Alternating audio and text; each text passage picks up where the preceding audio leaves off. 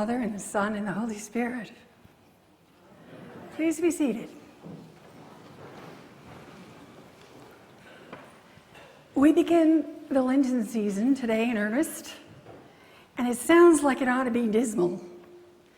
It started out on Ash Wednesday with ashes and the reminder that we are frail and we are mortal, something that's always a rather unsettling sort of thought. We don't like to be unsettled. There's a long tradition of this elegant, solemn, comprehensive litany that we do once a year. Excuse my voice. I'm sorry. I wish it would just do as I command. Anyway, and then there's this long tradition of saintly suffering attached to Lent. And we don't like to suffer. And we know darn well we're not saints. But you know, Lent isn't really dismal. More than anything else, it's a journey in which we are called not to suffer, but to experience the sustaining and renewing facet of our life with Jesus and each other. It's time to think about stuff. Who we are, what we're about. And it's time to think about stuff, things we do, things we have, things that get in our way of living close to God through our days. You know, after that surgery, my voice just goes in and out and I can't control it. If I start sounding like Donald Duck, please just go with the flow. Not a thing I can do about it. Here we go. So let's look at the Gospel of Matthew and give it a little context. Though the book of Matthew is the first in the Gospels, you know, Matthew, Mark, Luke, and John, it was actually written second, somewhere around 90 to 80 AD. It was written within a Jewish history and a Jewish understanding. And you may notice more of those ties which we always see hearkening back to the Old Testament from the New Testament. Like Moses and Elijah before him, Jesus had these 40 days before his ministry really began in earnest. Here in our comfortable and well-fed California lives in the 21st century, it's hard to get our heads around what it might mean to actually walk lonely into a desert, to fast and pray and reflect.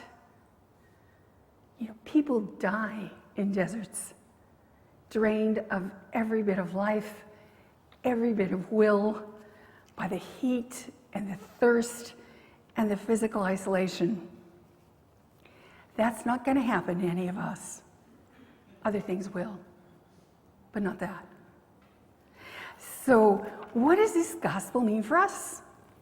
It's got actually layers and layers, but we haven't time for them all, so let's just skip on the surface. Why do you think Jesus would be drawn to do such a thing? What would give him the physical and spiritual strength to do that? One of the messages here is that he found it in relationship with God. That's another message of the Old Testament that we notice again. Have you ever noticed about the Old Testament? It's all the same reminder over and over in all of the different stories.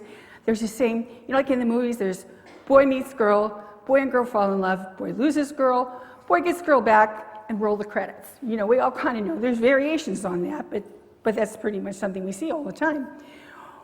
It's the same with the Old Testament.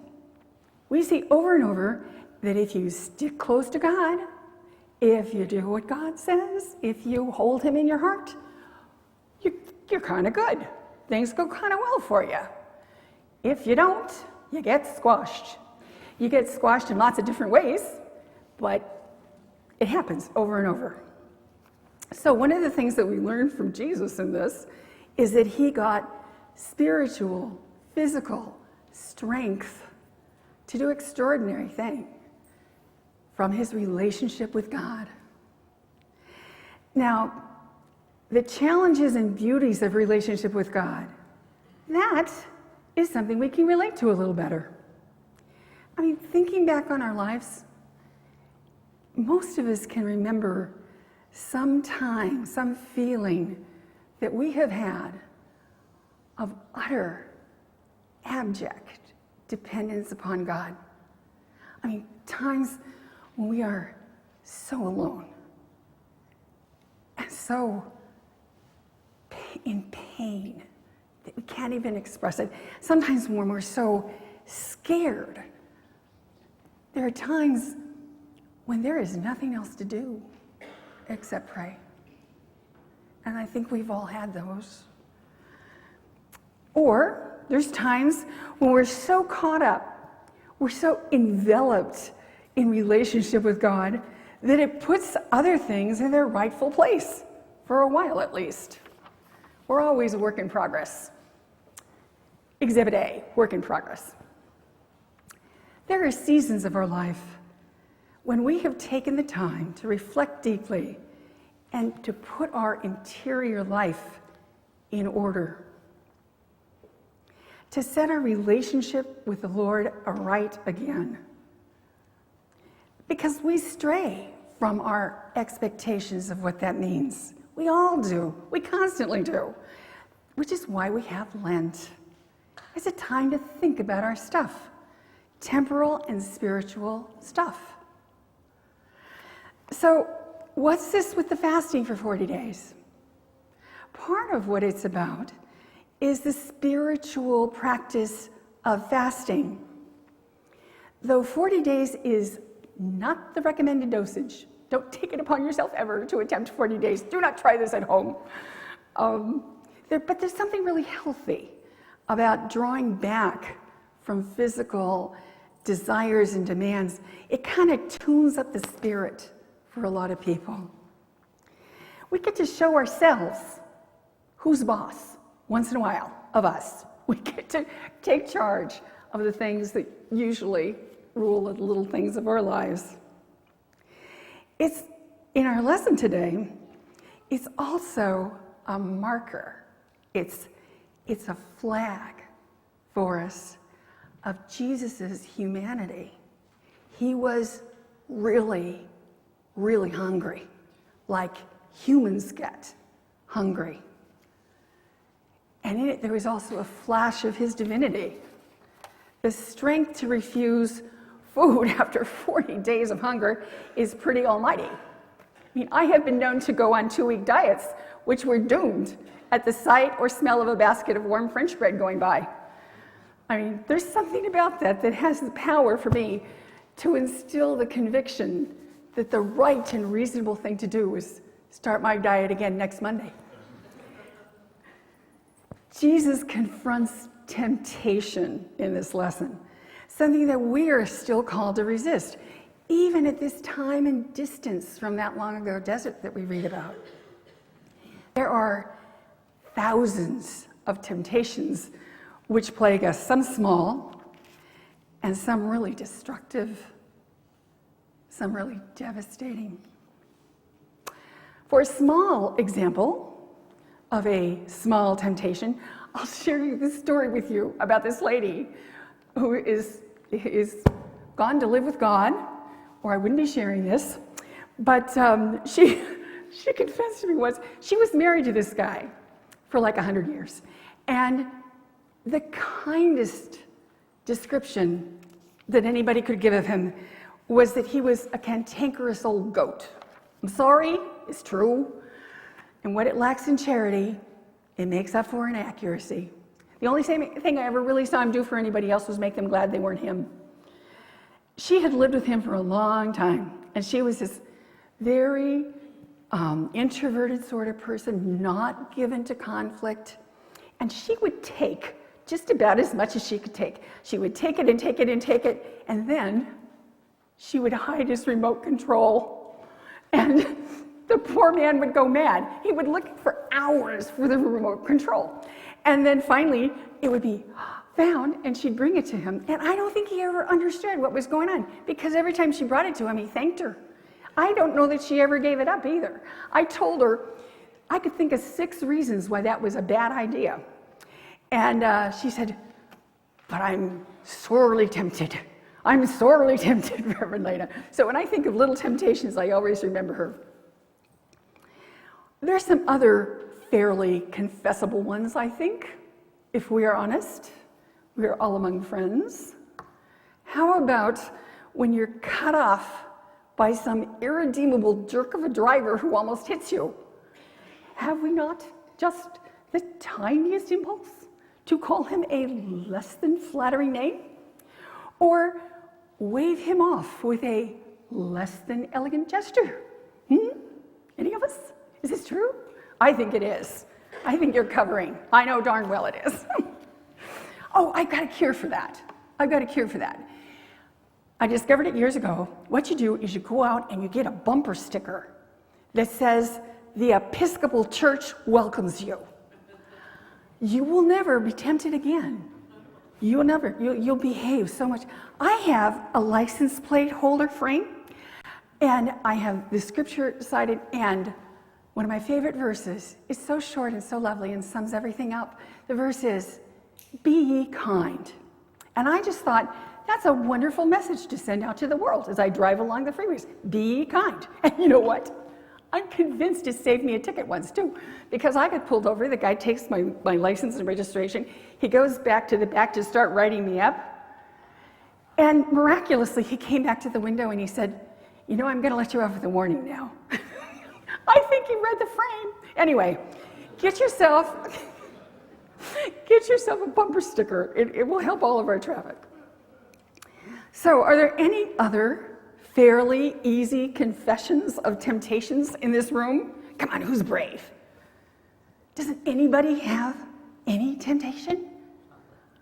Chocolate? You know, that's a really pitiful sin. Can't you come up with something better?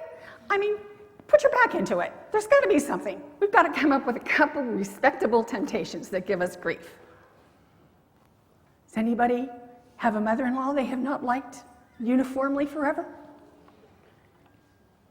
Oh my goodness. Okay, so you're all perfect. Just think of somebody else's temptation.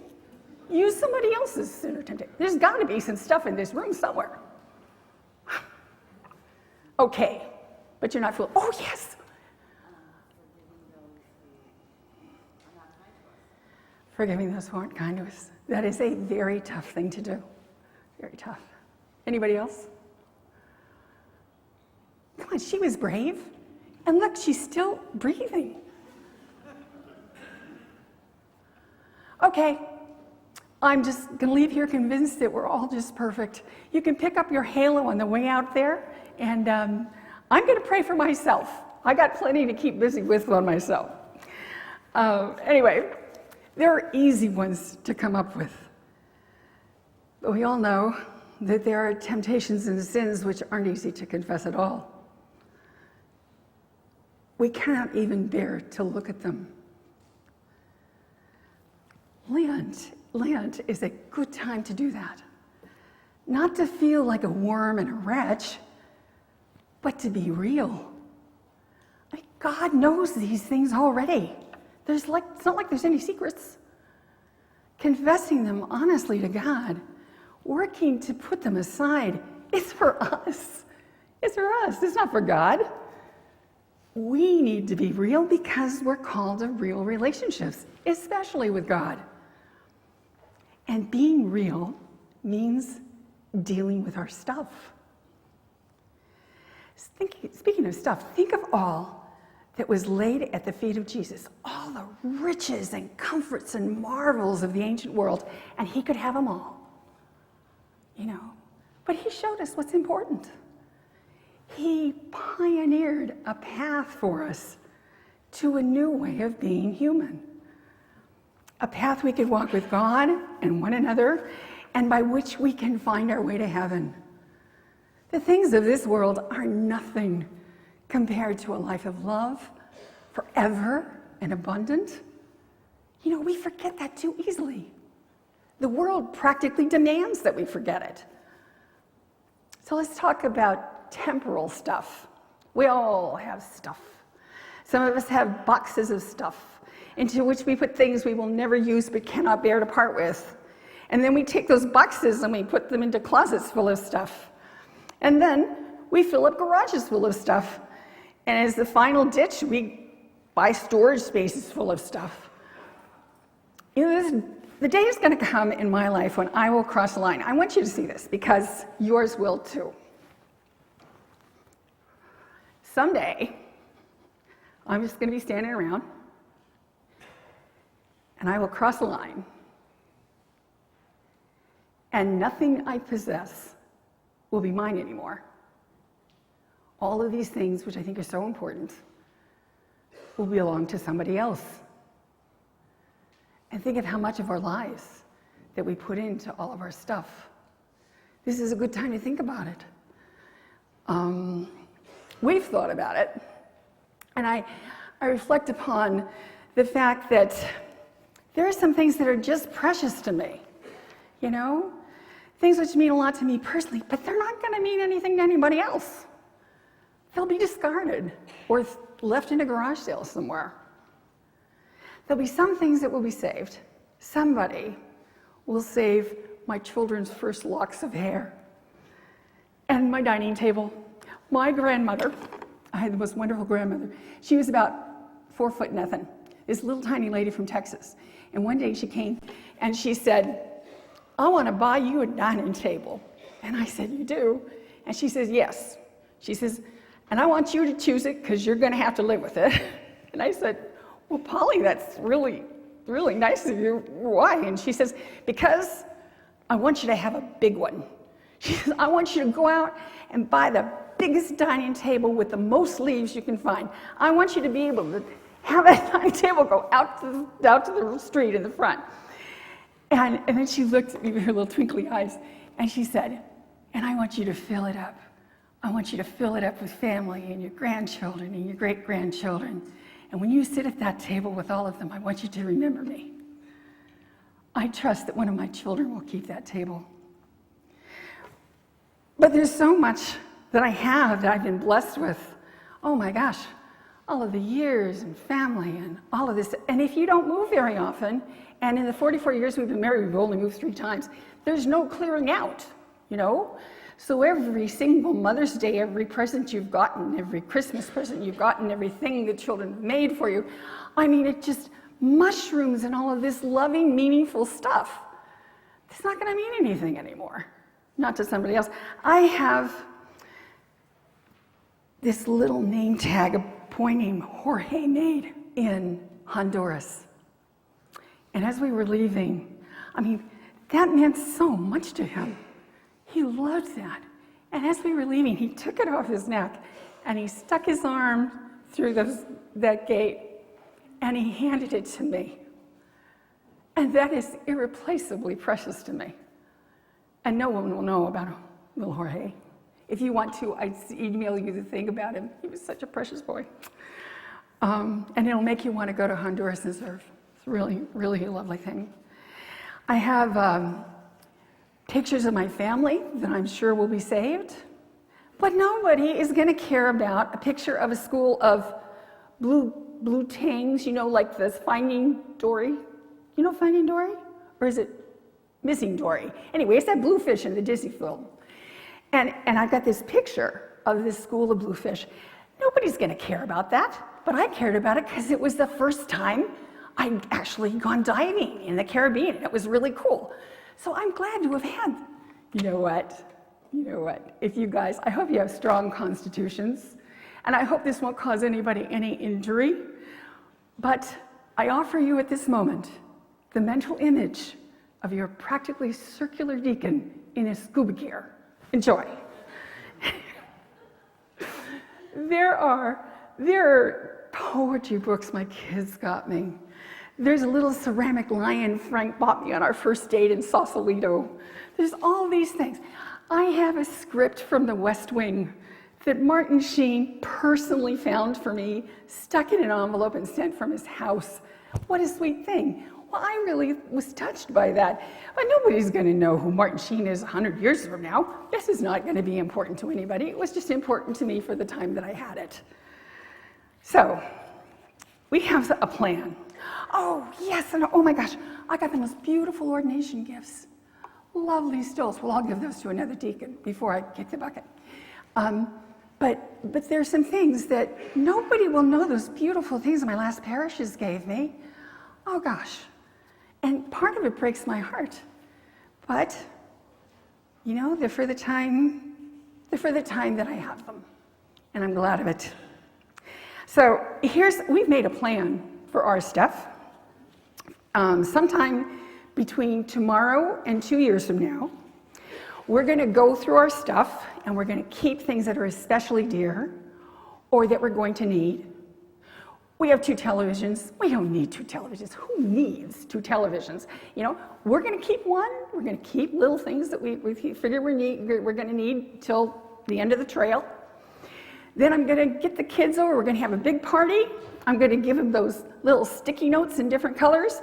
And I'm going to say, have at it. And I'm going to let them go through the house and sticky note anything that they want. And I'll reserve some stuff for the grandchildren. And then we're going to have an estate sale while we're still breathing.